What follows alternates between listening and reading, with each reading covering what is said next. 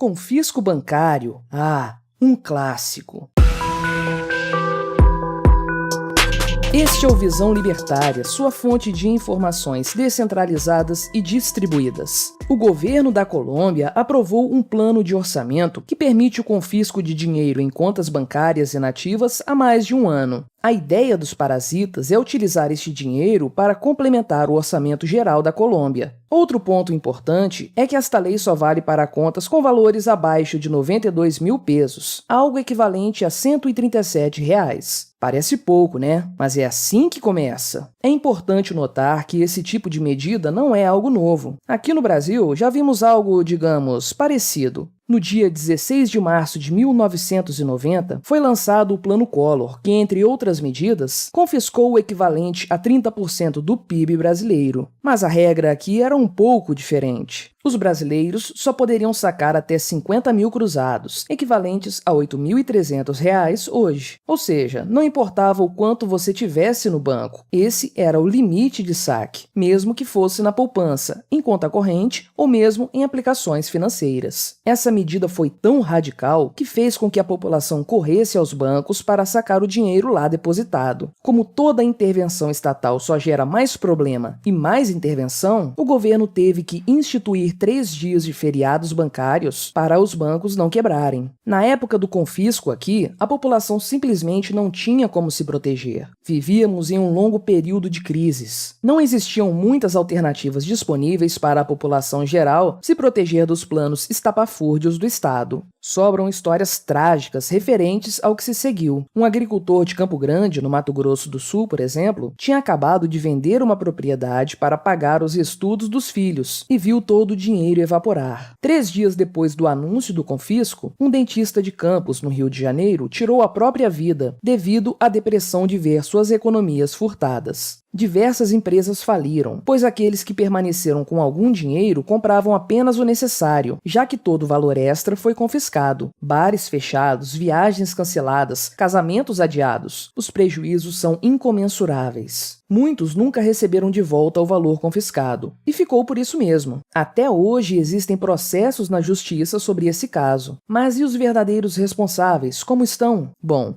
o ex-presidente Collor hoje é senador e usufrui de todas as regalias de sua função, sem peso na consciência, sem nenhum tipo de culpa ou punição. Zélia Cardoso de Mello, a ministra da Fazenda mentora do Plano Collor, economista formada pela USP, tinha que ser, foi absolvida pelo STF em 2006 das acusações de crime contra a administração pública durante o governo Collor. Vive uma vida tranquila em São Paulo e aparece com certa frequência na mídia para dar pitacos sobre a economia do país como especialista. Pois é, os verdadeiros responsáveis pelas atitudes erradas jamais pagam por seus erros. Só quem paga por isso é a população, especialmente a parte mais pobre. Mas por que fizeram isso? Bom, como você deve saber, foi mais um dos planos mirabolantes do governo para tentar conter a inflação, causada, é claro, pelo próprio governo por gastar sem parar. Claro que não deu certo. E agora, na Colômbia, o motivo é parecido. A Colômbia está apelando para este confisco devido à inflação que cresceu na terra da Shakira por causa dos gastos elevados do governo e da estagnação devido ao grande evento de 2020. Para se ter uma ideia, em setembro a inflação lá já estava em torno de 4,51%. Se olharmos para o preço dos alimentos, este valor é ainda maior, 12,4%. Fora isso, o país passa por protestos desde abril de 2021 contra o governo e suas medidas. Tudo começou quando o presidente Iván Duque propôs um aumento de impostos, no momento em que o grande evento de 2020 na Colômbia estava começando a piorar com a falência de vários sistemas de saúde em todo o país. O Ingresso Solidário, um programa social introduzido pelo governo, semelhante ao auxílio emergencial daqui do Brasil, fornecia pagamentos mensais de cerca de $43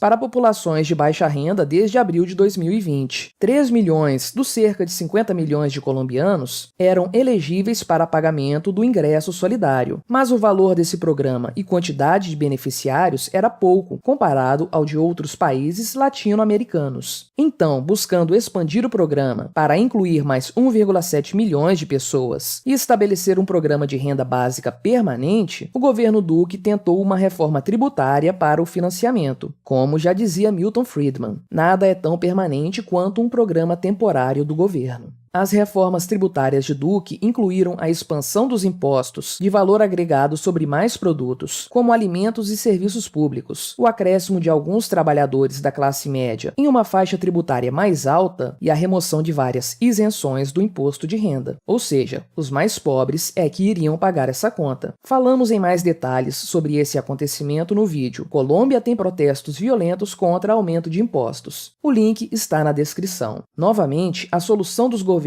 para resolver os problemas gerados pela intervenção é mais intervenção, é lógico. O que mais seria? Cortar gastos? Diminuir impostos? Não seja inocente. O incentivo da máquina pública é sempre de roubar e gastar o máximo possível e sempre repassar a conta das trapalhadas econômicas para a população. É sempre assim. O governo destrói a própria moeda que emite, causa um desastre econômico e depois tenta resolver isso causando ainda mais problemas. Não tem jeito. O incentivo é esse. O Plano Collor e o confisco das poupanças foi uma tragédia para o Brasil. E agora a Colômbia está começando a seguir um caminho parecido. Claro que o impacto do confisco na Colômbia parece que será menor do que aconteceu no Brasil. Os valores são menores. Bom, ao menos por enquanto. Não há nenhuma garantia de que esse valor não vai aumentar. Mas, de qualquer modo, independente do valor, ainda assim é roubo. Nada disso é novidade. Além do Brasil, existem muitos outros exemplos de confisco. A Argentina passou por isso, o Chipre e, bem recentemente, o Líbano. E esses são só exemplos famosos. No fim das contas, o que muda em relação à época do Plano Collor é que agora existe uma moeda que nenhum governo pode confiscar, o Bitcoin. Claro que o Bitcoin só é efetivo se você o deixar em sua carteira privada e não na corretora de bobeira para que qualquer mafioso possa pegar. Por fim, está notório que o que temos aqui é mais do mesmo. O governo roubando seus cidadãos para se proteger de problemas que ele mesmo causou. A diferença é que agora só verá seu dinheiro ser confiscado quem quiser. E ainda tem gente que acredita em especialistas da mídia que dizem que ter Bitcoin é loucura. Loucura é ter papelzinho colorido estatal, que além de poder ser inflacionado sem limites, ainda pode ser confiscado quando menos se espera. Não deixe o trem passar. Liberte-se. O Bitcoin resolve isso.